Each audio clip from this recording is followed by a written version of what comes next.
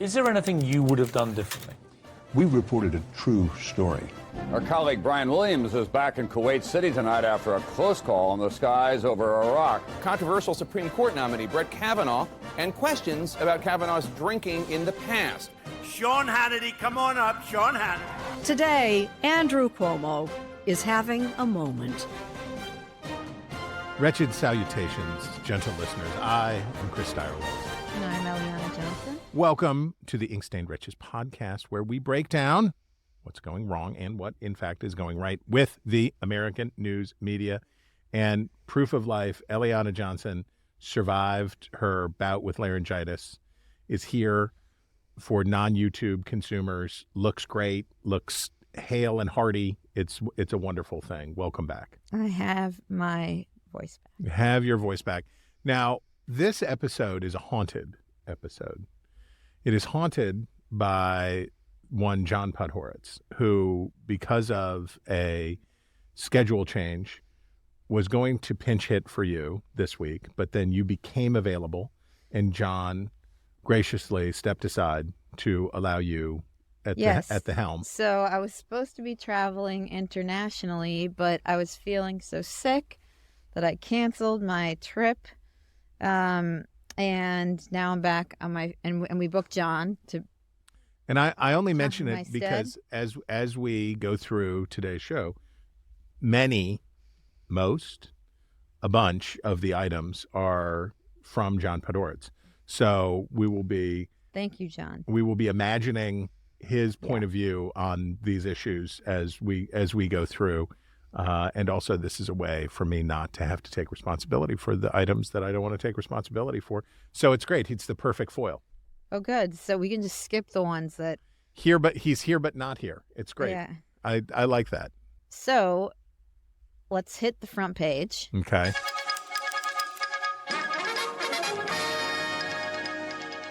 Where we have the White House booting the Associated Press from various events over the outlets, the wire service's refusal to refer in its copy to the Gulf of Mexico as the Gulf of America, or to the Gulf of America as the Gulf of America. Yeah, you don't want to get us kicked out of any pool sprays. Exactly. So the Mediaite says White House under fire for barring Associated Press reporters from multiple events over Gulf of America. I would say they're under fire from some other news outlets who are criticizing them for this. And they say following Trump's executive order, the Associated Press said it would continue to refer to the body of water as the Gulf of Mexico, given that that has been its internationally recognized name for hundreds of years. It would, however, note that the United States now calls it the Gulf of America. The criticism, I've been heartened by the fact that the criticism of this move, Brit Hume at Fox, folks on the right have pointed out that this is ungood, and that if you say we will limit your access based on whether Caroline Leavitt, who I think generally is doing a pretty good job as press secretary, said that when you lie, we're going to call you to account.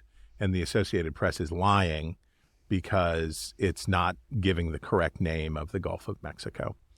And this, of course, made me think about when the Obama administration tried similar things with Fox News back in the and courtesy of John Podhoretz, we have a time capsule, from Time Magazine during the fight over the battle for Obamacare, and Anita Dunn's strategy with Robert Gibbs and others of basically attacking and going to war with the press. And when they tried to exclude Fox from things, other news outlets said, you can't exclude Fox from things because of what Glenn Beck is saying. You can't do that. Well, and that went way back to Obama sitting down with Roger Ailes during the campaign, I think. And he was trying to delegitimize them as a real source of news. Well, and was throughout the course of his presidency. Well, I'm holding my tongue right now, but it goes back before that. It goes to Sid Blumenthal and what the Clintons did, going to war with the press during the Lewinsky stuff. It goes back to the Nixon administration and the nattering nabobs of negativity and the public attacks on the press by Spiro Agnew, the vice president. It's long and ineffective. It's funny to read the Time magazine piece because they're so cocky and so brash, and they remind me so much of these Trump people. And it's like, yeah, we're getting in their face. We're calling them out. We're doing this stuff. Well, how did that work out for you? And I think the analog to what they're doing over the Gulf of Mexico is if the Obama people had said, you will call it the Affordable Care Act, you will not call it Obamacare, or you will not be permitted your usual White House pool privileges, that would be preposterous because a lot of people did call it Obamacare. So you can call it Obamacare if you want. The Associated Press can call the Gulf of Mexico whatever the Associated Press wants to call the Gulf of Mexico. It's not a lie. This is the outrage over it is overstated, certainly, but I think it is of a piece with what the Obama people did and what Sid Blumenthal did and with what administrations have tried from time immemorial to do, which is to bully and cow the press. I agree with that. Okay, but how can we think about that? One addendum I would add to that, and I was just thinking through it as you said, is that this is a sort of ham-handed and bullying way to do this by the White House. But one thing I don't think that the average person realizes is how capricious this access to these events are and what came to mind is that the Biden White House did something that was a little bit more sophisticated in terms of limiting access, where they said that in order to come into the White House briefing room, to get a White House press pass, you must have either a congressional press pass or a Supreme Court pass. Now, the requirements to get one of those passes, those are places where the White House isn't making the decision, but cartels of mainstream journalists are making the decisions. To get a congressional press pass, you must demonstrate to your competitors, the radio television gallery, to your competitors, essentially, that you are primarily funded by advertising or subscription revenue. Yep. That's just an arbitrary rule. Mm-hmm. And if you look around, you'll see that tons of ad revenue is Huawei, TikTok, Alibaba, all around. And so, and that there are many foreign outlets, Saudi news networks, and this has become a real issue. So the Biden administration did these sorts of things in a much more sophisticated way to sort of limit people's access.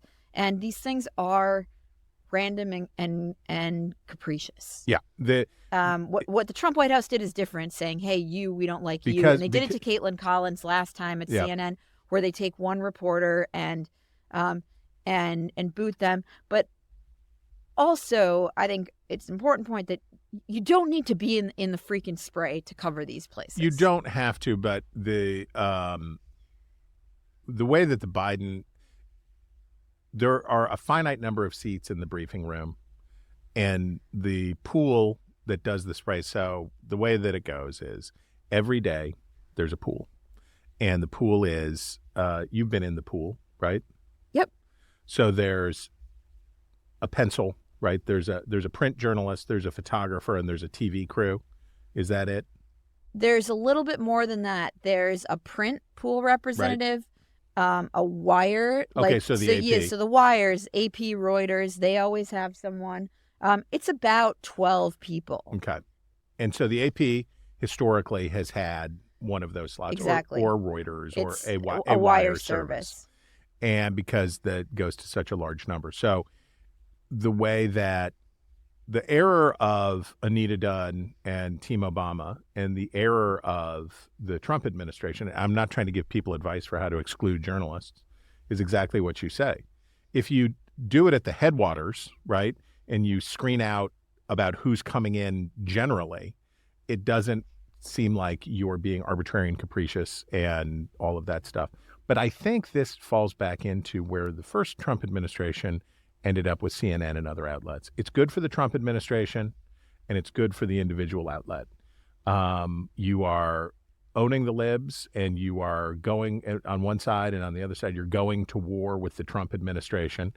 And this is like Jim Acosta or any number of, and it doesn't help anybody. And will Americans eventually refer to the Gulf of Mexico as the Gulf of America? Maybe. I don't know. I assume it will become a shibboleth. I assume it would take on talismanic properties on the right, that you must say Gulf of America, and that on the left you must say Gulf of Mexico. So we have one more dumb thing to divide us. All right. Let's move on to our major constitutional crisis. Not sure if the Republic will survive this.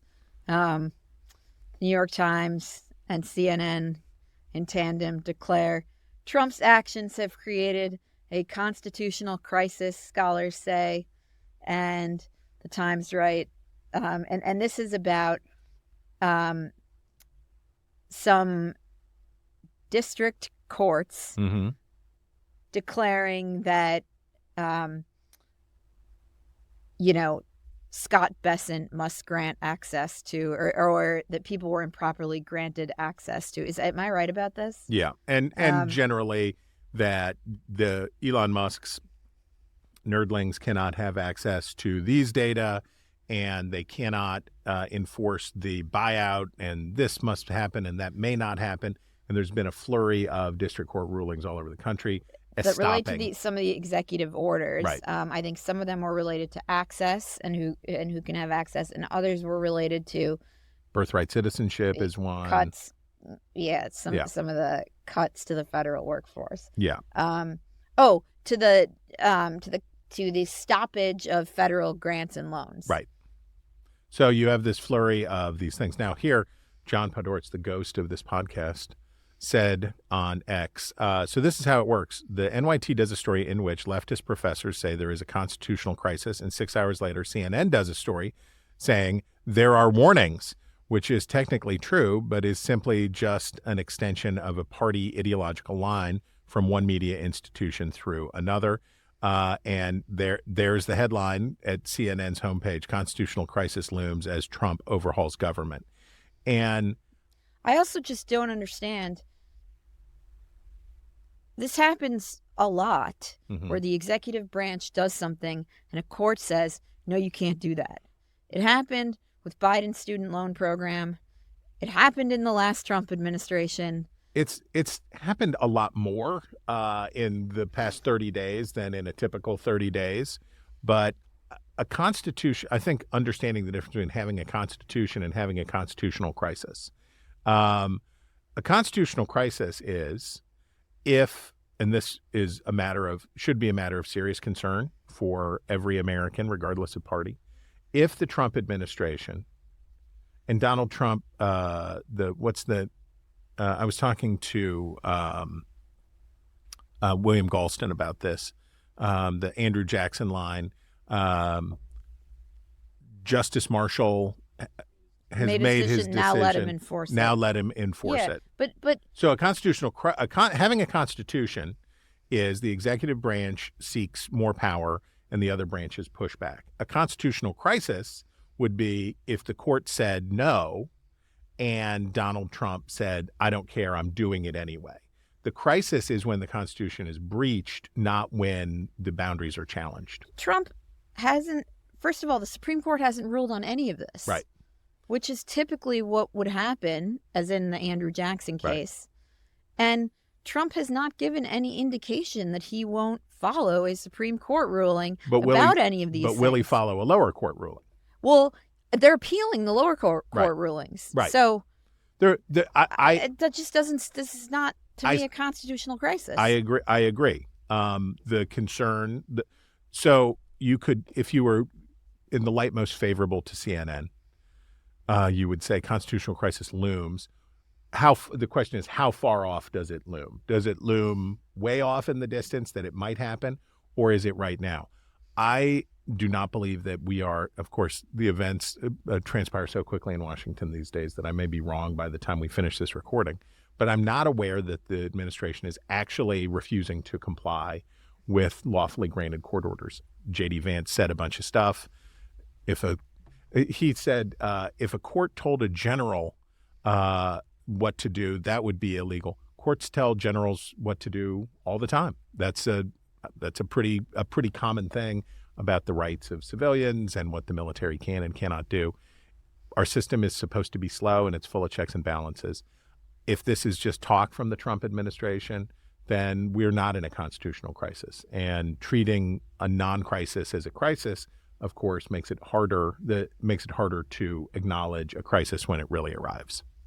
I was going to say, what's going to happen if or when he really does say, right, I won't comply. Right. And then we have firings and people quitting, and then we have all of that stuff. And the sooner, if Trump wants to get I think some of the things that Trump did, like birthright citizenship, is of the same type, that it's of a bigger scale, but of the same type that Biden did with student loans and eviction.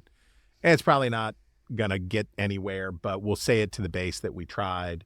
We'll throw it into the courts. And when we're turned down, we'll say, oh, what can you do, those dumb judges? The other things like, what's the difference between shutting down USAID or shutting down the Department of Education or shutting down the Consumer Financial Protection Bureau? And are those things different? And what does the president have? And what does the Anti-Impoundment Act say? And all of that has to get worked out. And the executive branch is free to try, and Congress is free to fight back, and the courts are the place where that gets decided. So it's not a crisis yet. All right. Up next. Oh. Former New Hampshire Governor Chris Sununu. Yep. Waltzed on set at CNN. I don't picture him as a waltzer. He had a lively debate with Anderson Cooper about Elon Musk's Doge cuts. Should we play the clip? These guys are saving $2.3 billion a day. Right, but it's incredible. That's what they're saying.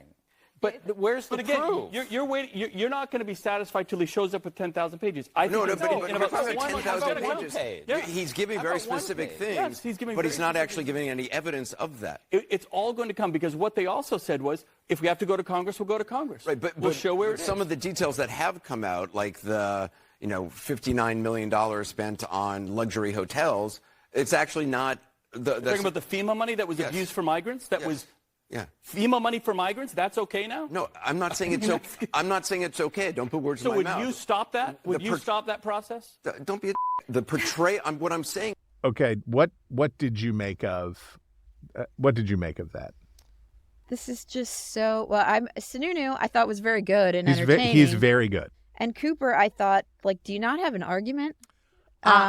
It was pathetic. I thought that and he came off like a D.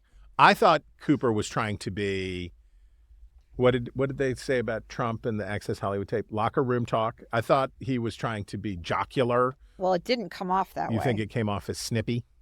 I not thought jocular? It came off as thin-skinned and like you don't have an argument to make. He was trying to say Elon Musk doesn't have any proof for what he's saying, but he himself did not have proof that Elon Musk doesn't have proof. Right. So no, I think Sununu definitely got the better of him. I was just being charitable in my assessment, but maybe it was snippy and not jocular. Yeah. And plus, you shouldn't use that word on television. Harumph. Okay, what do we got next year? Oh, New York Times, New Hampshire high school trans athletes take their fight to Trump. Now, come on. So I think we talked here last week, but certainly it's true that overwhelming majorities of Americans, including a supermajority of Democrats, Nate, what was it, like 60% of Democrats, high 60% of Democrats, do not think that trans women should compete in women's athletics. They don't. And that's not where the public is. And I understand why for activists who believe that if you are fully a woman, if you are fully female, then you should be competing in female sports. I understand and do not think them insincere. But I will say that the headline, "Take their fight to Trump," well, they're taking their fight to court is where they're taking their fight. And it's the heroic cast of this is a little much for me. And little much. Best of luck. I mean, I wish there was a way that we could come to some reasonable accommodation around these questions, but it seems that neither side is inclined. Neither side is inclined. Oh, I love this headline. This headline. Oh, it's New York Times again. This is our New York Times headline section. This is an evergreen headline. This is inflation rises unexpectedly. Unexpectedly. Always. What? We were just sitting here and inflation rose. We were expecting inflation not to go up, and unexpectedly it rose. It's always unexpected. It's always unexpected. It's always the last place you look that inflation will rise. And I'm going to write about this later today for Whole Hog Politics. Get ready for your whole hog politics.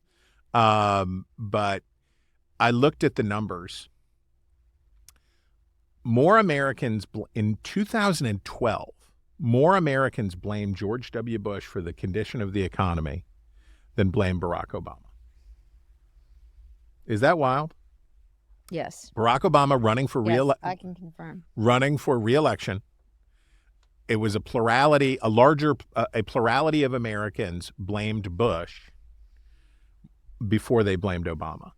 And I wonder, so the Trump administration says, well, we only had 10 days of that. We only had 11 days of that month. So that's Joe Biden's fault. And people, Democrats say, oh, whatever, it's yours now. You own the economy.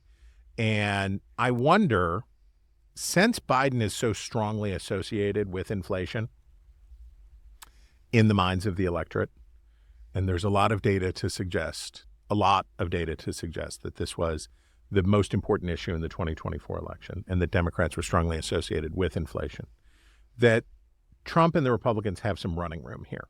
I don't know that they have 4 years like Obama did for two reasons. One, there's a lot less goodwill at the outset for Trump than there was for Obama.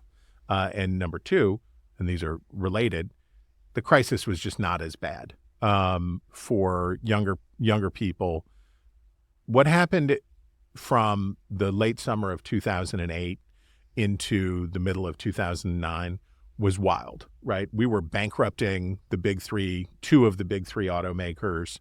It was wild. We're talking about the U.S. is going to not be the world reserve currency anymore. It was bananas. And the job losses were extraordinary. I believe unemployment hit double digits. We're at like 11 or 12% unemployment. It was crazy. So the pain was greater than the lingering inflation under Joe Biden. So I don't know that Trump and the Republicans have 4 years to not whip inflation, but they don't have 10 days, right? It's more than that. The question, though, is... I think it depends on some of the other things that happen. Right. Some of what happens internationally, some of what happens domestically, but I think it will be important for Trump. Oh, my gosh. Hugely. If prices do not come down or prices do not stop climbing, the Republicans are going to take a very, very bad beating next year. They will. I'm not saying they'll lose the Senate. I should say not necessarily matter for Trump because he's not running again, but matter That's for what you whoever think. runs to That's succeed. what you yeah, think. Exactly. Talk about constitutional crisis. Here we come. Yeah. The problem, of course, is, and this is what we're talking about Clinton, what he learned, what Obama learned, what Lyndon Johnson learned. When the economy is sour or there is inflation, people don't care about other stuff. And the policies that Trump wants to pursue, if you make it harder for illegal immigrants to get into the United States. That includes migrant workers who work in food processing. If you put a 25% tariff on imported steel and aluminum, which is itself like a quarter of the U.S. metals market, if you do that, prices go up, right? The price of food goes up, the price of cars go up, the price of everything goes up. If your remedy for that is to cut taxes and run big deficits concurrently, you're going to get more inflation, right? Those are all inflationary things. Tariffs, restrictions on migrant workers, and a tax cut combined with deficit spending is just inflationary. And the objectives are at odds. Chris, you would flag this piece from the Washington Post. 2014 piece from the Washington Post. Oh, okay. So Fill us in. Elon Musk, his Muskitude, was talking about that there is a coal mine. Is it a coal mine? Probably not. Probably limestone or something. But there's an old mine in Pennsylvania that has been long ago in the 1950s refitted to be a nuclear blast-proof repository for permanent federal documents that include when people retire, right? So that people can't double dip and people whatever, so that there's a permanent paper record in a climate-controlled cave below the Pittsburgh No. 9 seam of coal in Boyers, Pennsylvania, where it's all kept. And when Musk was talking about it, I forget who flagged this for me, but this 2014 piece where the trucks full of paperwork come every day, turning off a country road north of Pittsburgh and descending through a gateway into the earth. Underground, they stop at a metal door decorated with an American flag. Behind the door, a room opens up as big as a supermarket, full of 5-drawer file cabinets and people in business casual. About 230 feet below the surface, there is easy listening music playing at somebody's desk. This is one of the weirdest workplaces in the U.S. government, both for where it is and what it does. And, it is a limestone mine. And this is David Farenthold writing it then. So we've known for at least 11 years. For at least 11 years, it has been commonly known about the existence of this. And at the time, it was the tone of this piece is like, can we really be still doing this? Is this it's looks askance, I would say. It's sympathetic to the people who work there, and mostly it's just a curio. But obviously, here's the conclusion. Inside the mine, officials said they were gradually increasing the number of records that are stored digitally. Eventually, they said the entire operation would run on computers. They had faith in the government's ability to eliminate this breaking point. There's a rover on Mars, Mr. 1:00 p.m., officials said. In the meantime, the workers who make this old-fashioned system work get a special, if unofficial, benefit. When they retire, they don't have to wait on it. So the piece is about, can you believe this outdated thing? We've got rovers on Mars, but we still can't do digital paperwork. So it was there. I find a time capsule of a time capsule. Steve Bannon is sounding off on the media. Mm-hmm. Ben Smith went and sat at the feet of the master. Yep. Okay. And he says, the headline is almost like surrender. Steve Bannon on the media in Trump's, quote, days of thunder. And he says, if you listen to NPR or the Ezra Klein Show or other liberalish outlets trying to understand the dizzying barrage of news from the Trump White House, you've probably heard or read a famous line from Steve Bannon in 2019. All we have to do is flood the zone. That was a cleaned up version of something Bannon, Trump's former guru, and now the ringmaster of MAGA media, told Michael Lewis a year earlier. The real opposition is the media, and the way to deal with them is to flood the zone with you know what? So is that what's happening right now as Donald Trump blitzes the country with executive orders, Elon Musk hacks at federal agencies, and controversial appointees sail through the Senate? I visited Bannon Wednesday at his Capitol Hill townhouse to ask whether this period, he's been referring to it on his podcast War Room as the Days of Thunder, is what he had in mind. Of course, it's worked, he told me. The media is a complete, total meltdown. Take last Wednesday. For a moment, it seemed like a couple of key confirmation hearings were going badly. Health Secretary nominee Robert F. Kennedy Jr. in particular had no real explanation for some of his past utterances. Trump, quote, watches the first hour and he's seeing it and they're taking some incoming. So what does he do? He gives the press conference. Bannon reflected. He threw out something everybody took the bait. He's doing the hands thing, the elevation of the helicopter. He keeps doing the DEI thing, and then he does the elevation, he said, referring to Trump's cheerfully unfounded speculation on the causes of the crash. You guys keep saying, he's not going to do this to us. We did it last time. This is how it was. Then he goes all Mort Saul on you, and he triggered you guys, and they never went back to the hearings, Bannon gloated. God, he's such a brilliant strategist. Or Friday, let me give you a perfect example, Bannon continued. We know how great it is. This is how great it is. On Friday, President Trump, right after FBI Director nominee Kash Patel confirmation hearing, what does he do? He sends these guys over to the FBI to clear out the FBI and clear out the Justice Department, fire half the guys before Patel and Attorney General Pam Bondi are even voted on. On Sunday, we're sitting here because we monitor MSNBC and all the time on Sunday, and it's not in the top half, he marveled. It's in the C block of the MSNBC stuff, and they're all in meltdown Friday night and Saturday. He's doing so much other stuff that he's flooded the zone. And I call it letting rabbits loose, right? Which is when the press is over here, Donald Trump lets something loose. Is he serious about what he lets loose or not?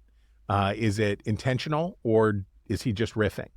Probably depends on how the reception goes. Probably sometimes very well planned. That if you go out and say the reason that 67 people died in a plane crash is because of DEI, that there's no way that the press is going to be able to resist that. Did he plan that, or did his advisors say, "Oh, you should do that"? That's good. That when he was talking about it, they said, "Great, let it go." Or how much of it is happenstance, how much of it is strategy? I don't know, but it works.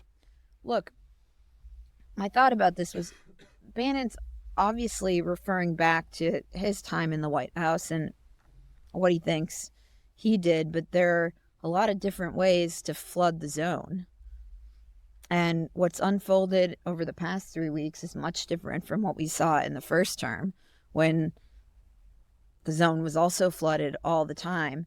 And with Trump, there's always going to be X percentage of unplanned, unexpected things. But what we're seeing this time is a much higher percentage of planned, well-planned, properly executed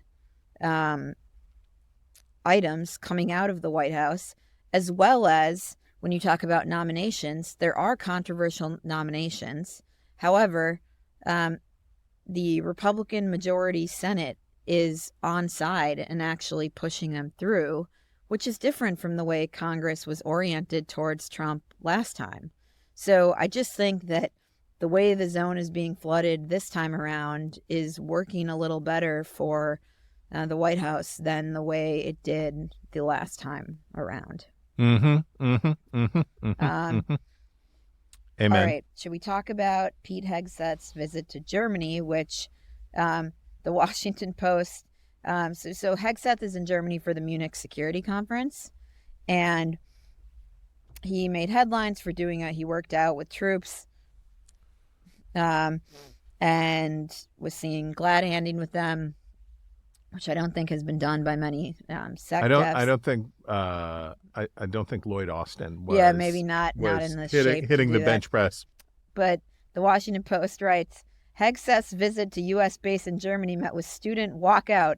The subheadline, the civil disobedience by dozens of middle schoolers and some adults who booed the defense secretary was aimed at the Trump administration's rollback of DEI Were these Germans? initiatives. No, so I think they were American kids on the military base. So yeah, dozens of American students at a U.S. military installation in Germany. But this was middle school students protesting booing and him. Chanting DEI. Yeah, If you can make them chant DEI, you're winning. So this is the resistance abroad. Middle school protest. The students attend Patch Middle School in Stuttgart, Germany, and peacefully walked out of class for nearly an hour, according to 3 people familiar with the matter, and sent a letter to parents by a school administrator. Amusing. big resistance here. Okay, so this, I believe, is from John, I believe. So I'm parsing a Podhoretz here. This is a tweet from somebody named John Daniel Davidson from the Federalist. Okay. What deceitful, insulting cowardice this is. So the original tweet, we're unpacking. Secretary of Defense Pete Hegseth, Bragg is back. I just signed a memorandum reversing the naming of Fort Liberty back to Fort Bragg.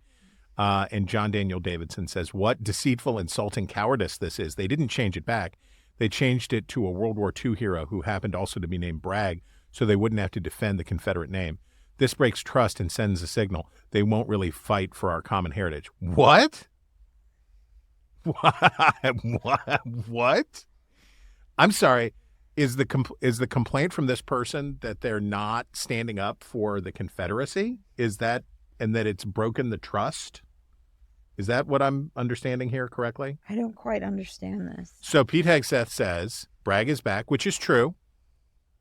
Just signed a memorandum reversing the naming of Fort Liberty, which is a dumb name, back to Fort Bragg, which is also true, but it elides, right? So this clip, and I have not listened to the clip, but the words elide the fact that they did not change it back to be named for Braxton Bragg. So this person's upset about that. This person says this breaks trust and sends a signal. They won't really fight for our common heritage. I gotta say, take the win, John Daniel Davidson. Yeah. Take the win. What they did was they found a guy, won a Silver Star, had the last name of Bragg. Yeah. Won a Silver Star in the Second World War. Sort of clever. Yeah, so they can call it Fort Bragg again, but it's not for a Confederate general. Yeah.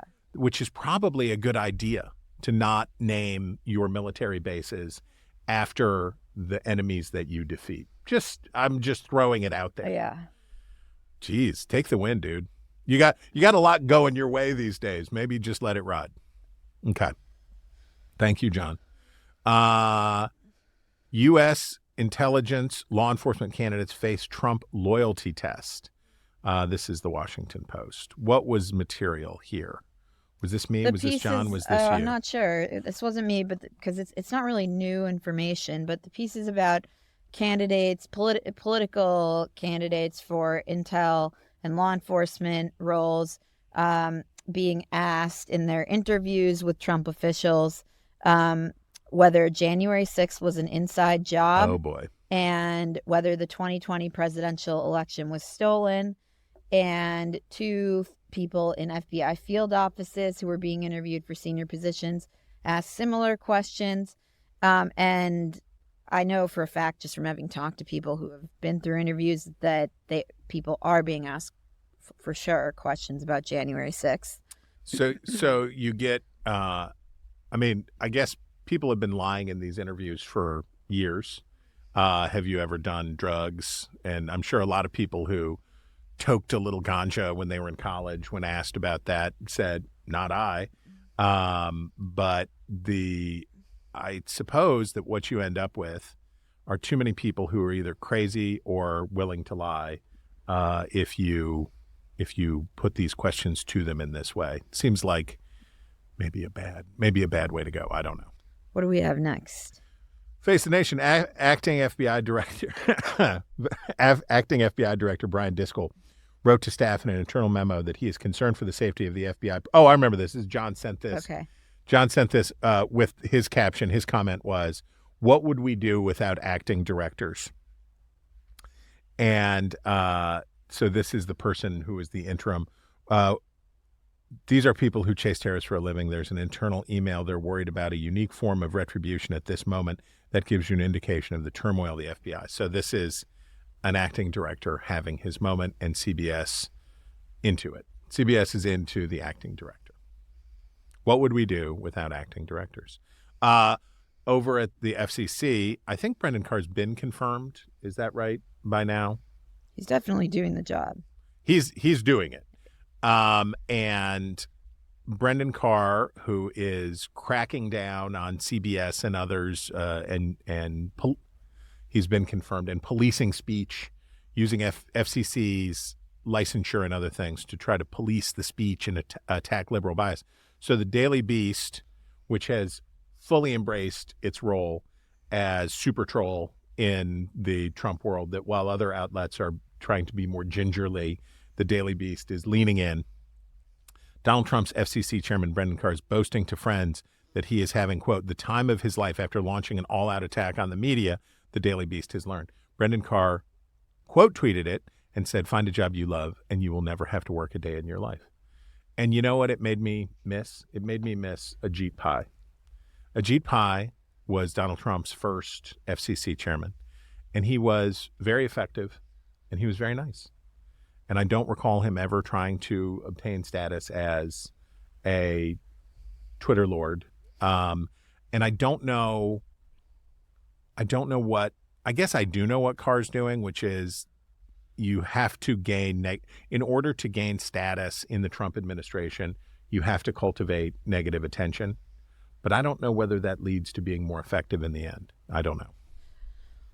The Twitter aspect is about Trump. Yeah. It's not about, effectiveness in doing the job is actually about having the president's trust in part. And definitely the presence on Twitter is about gaining the president's trust. I think if I was in the Trump administration, I would want to avoid notice.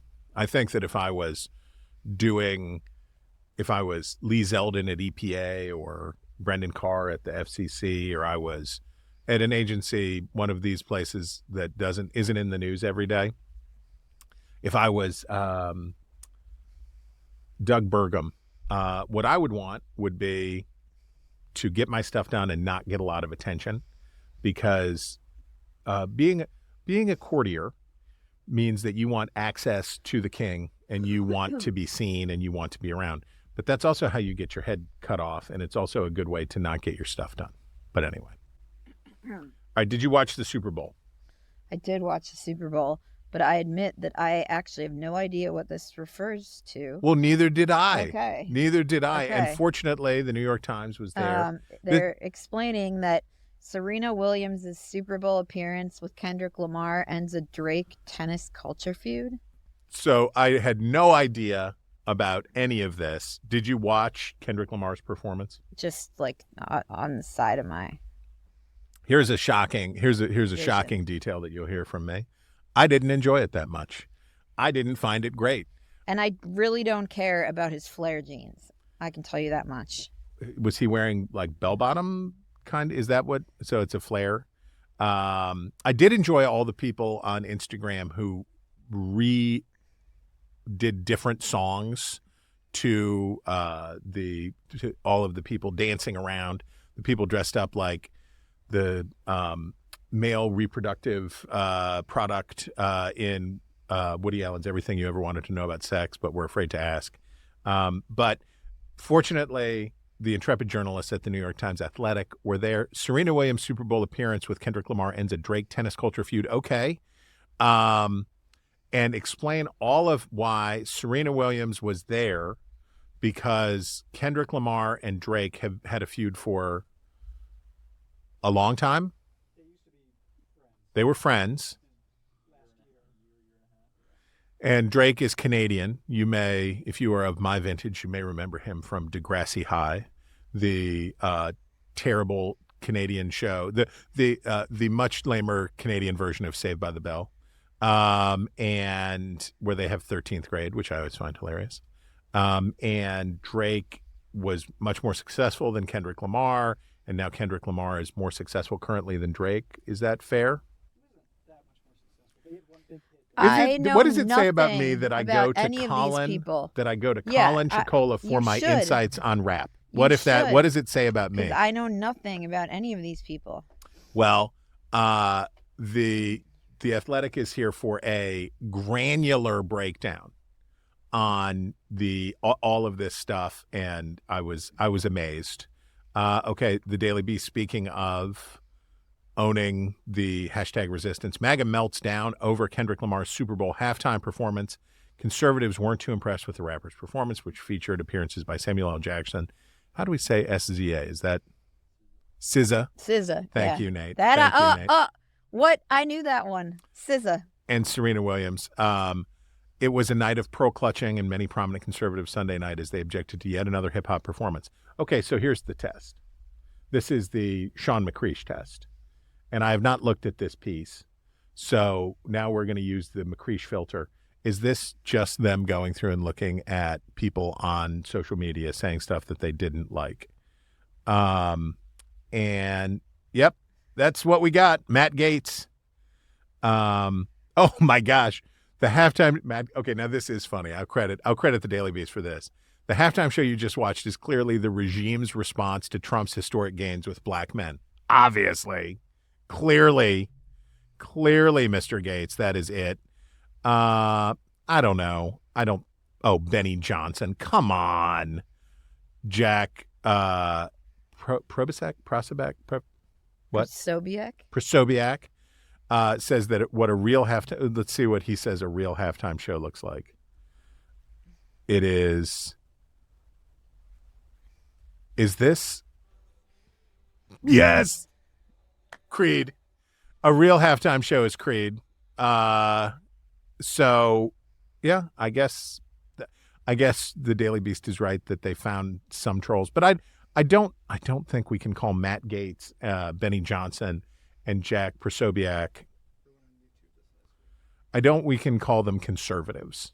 I don't think it's not like I don't think we can say that they're online personalities. I don't know, but I don't think we can call them conservatives. Okay, so I give you credit, Daily Beast. It wasn't just randos on Twitter. All right, that's after that was quite a front page we just had there, sister. That brings us to our obsessions of the week,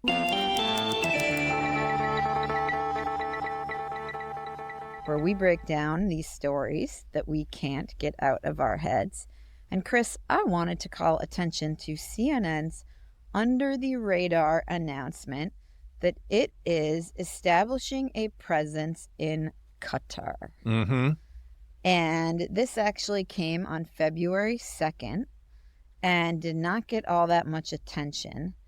And if you look at the fine print of this, it says, this expansion provides CNN with additional resource in the Gulf and Middle East at a time when the region is central to the global news agenda. From the coverage of geopolitics and breaking news through stories on business, technology, sport, culture, and travel, CNN will also provide training in journalism and production to students and young professionals in Qatar. Now, what is typical in these arrangements, and several American universities from Northwestern to Carnegie Mellon and others have set up shop in Qatar, is that the Qatari government pays the costs of everything in order for these places to set up presence. And so that raised the question for me of who was paying for this. And CNN's statement that CNN will provide training in journalism to young professionals in Qatar, why would CNN do that? Unless the Qataris were paying for it.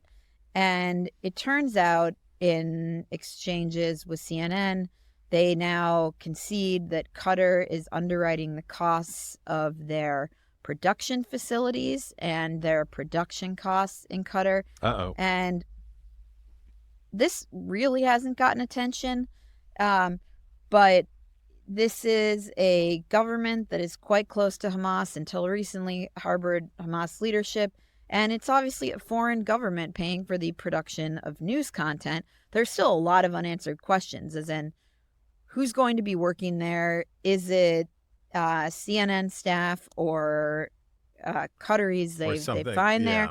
Are they going to label it sponsored content by the government of Qatar and many others? But this is a story that I'm going to be watching unfold because it presents real serious moral questions for an American news outlet that allows the foreign government to underwrite the costs of its operation on foreign soil. Yes. Good. Let's keep an eye on that. And it was funny. They put on Instagram, they had like a photo spray with all these like Qatari sheikhs in their robes and the CNN executives. Oh, dear. Pretty good. Okay. Mine is Dave Weigel has a really useful piece about Josh Shapiro, the governor of Pennsylvania, who I bet Kamala Harris wishes she had picked as her running mate. And it's a really useful case study on how rumors and character attacks get amplified. And it's one case study about, I'll read the lead. Sean Ryan built one of the country's most popular podcasts, interviewed U.S. President Donald Trump and Vice President J.D. Vance, and attracted more than 1 million followers on X. It was there on Monday morning where he shared a conspiracy theory about the governor of Pennsylvania with one piece of commentary. Wow. That theory implicated Josh Shapiro with no evidence in the July 13th, 2024 assassination attempt on Trump. Nonetheless, it went on an amazing journey. And then he tracks this untrue claim as it made its way on and up and up and up. And these things happen a lot on the right, but they happen on the left too, where an unsubstantiated thing is surfaced or created, and it gets batted around by people who say, I'm just asking questions. I just want to know. And then it takes on a life of its own. And then one day when Josh Shapiro is running for president, which I bet he will, people will say, well, there were questions. There were questions around that. There were controversies around that. Shapiro recently had one of these with a murder case when he was a prosecutor. And if you're Josh Shapiro, you should be concerned and flattered. You should be flattered because obviously you are perceived as a threat, right? That you're a comer. But you should be concerned because they're going to be softening him up for a long time to come. Josh Shapiro rose to quite a lot of prominence for the governor of Pennsylvania, for a first-term governor of Pennsylvania. And he's obviously a politically adroit person. And for a period of time, he had a lot of popularity. I don't know, popularity, but he got quite a hearing on the right because of his stance against anti-Semitism at Penn.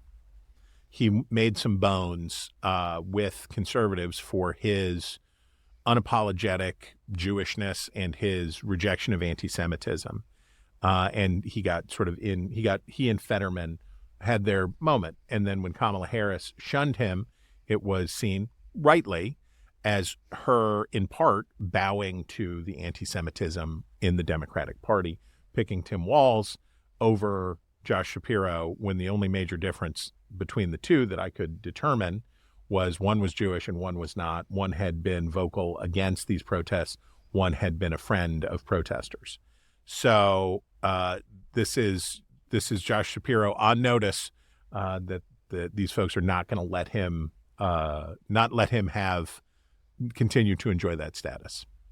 Okay, Chris, that brings us to my favorite time of the week, which is reader mail. And we have a note from Colleen Riedelbach in Austin, Texas. Hi, Colleen. And she says, hello, Chris and Eliana. You all make my week a little better every week, but you have also started an already beloved tradition for our little troop. This Super Bowl, we celebrated our second annual Party on the Rug after hearing Chris's description of it last year. It sounded like the perfect way to hype up the game with our 3 small kids, and they indeed loved it. See attached. For some reason, I feel a full menu rundown is needed. Chicken wings grilled by my husband, chips, cheese dip, and homemade salsa, ham and cheese biscuits, apple nachos, and Rice Krispie treats, all much improved by a blanket on the floor, of course. In all seriousness, family moments like these make way for some of the sweetest memories. So thank you. Love y'all, she says. And I cannot say how touched I am. Adorable. Touched by this beautiful picture of her beautiful children there on the floor. But it is not mine. Party on the Rug is not mine. It is my sister, Jenny McIntyre's innovation that I took from her, and how encouraged and heartened Jenny will be to know that other families have adopted this, because I call it the Festival of Dips. Party on the Rug, Party on the Rug, Festival of Dips. And I love your menu. I love everything about it. Is this making you hungry? Festival of Dips sounds really good. Yes, Wheeling style blue cheese dressing must be included. we'll talk about that on another episode. All right, Chris, that brings us to your favorite time of the week. Where I am forced to say something nice. But I lead by example. Go first. Yes. Hadley Freeman, writing in the Times of London. Was I enraged by America's controversial commentator on race? No, I was bored. Ta-Nehisi Coates is feted by Barack Obama and compared to James Baldwin, but in the message, his tour of the world's racial hotspots, he is more interested in himself. And here's what I loved about this piece. We talked about Ta-Nehisi Coates, the shallowness of his criticisms and all of that stuff before. But this was a much better critique because what Hadley Freeman did was just say, yawn, which is the worst criticism that you can get as a writer, which is not that this is stupid, but that this is boring. And it's a great piece, and it's a great way to do, instead of slamming the book and owning the book, you just say, Coates asserts that it is impossible for pro-Palestinian voices to be heard in the U.S., but since his book was published there, at least one Jewish journalist was publicly reprimanded by his network for daring to challenge Coates' take on Israel. He states proudly in the book he has no interest in hearing both sides, but to hear only a sliver of a complex history is dull. After all the fuss, I expected to be enraged by Coates' book, but it was worse than that. I was bored. Well done. Very well done. All right, Chris, I have two favorites. One is piece of you humor. were sick last week and had no favorites, so you have a favorite to spare. One is a piece of humor, and one is a serious essay. Both appeared in the Washington Free Beacon. The first is Andrew Stiles' satirical take on the New York Times' announcement that Jeffrey Toobin is joining as an op-ed columnist because, they really needed an unconventional, different kind of voice on that. Did not see that one coming. I guess that's what they said. But anyway. Okay, I highly recommend it. It is a bit lewd, so I'm not going to read from it on the podcast. But yes. For really, it made me laugh out loud. And the other is from the great historian Andrew Roberts, who wrote an essay on the historical case for Trump's Riviera. And it is less an actual argument for Trump's specific case, but it lays out that, if you start and lose a war of aggression, you do not retain sovereignty of your territory. Right. So this whole idea that nobody can take Gaza, it belongs to the Palestinians, it belongs to Hamas, is just, it's insane. It's totally insane. It is not what has happened in any case historically where people launch a war of aggression against a neighbor and are humiliated in a military defeat. And Roberts walks through what has happened in these cases. And it's wonderful. It's a wonderful piece of history. There you go. I highly recommend it. It's a real duality. Yes. You contain multitudes. The Beacon contains multitudes. That is all the time we have for the news about the news. If you have a story you want us to talk about, email us at wretches@nebulouspodcasts.com. That's wretches@nebulouspodcasts.com. And sign up for our newsletter at nebulouspodcasts.com. This has been Ink Stained Wretches from Nebulous Media, produced by Colin Chicola.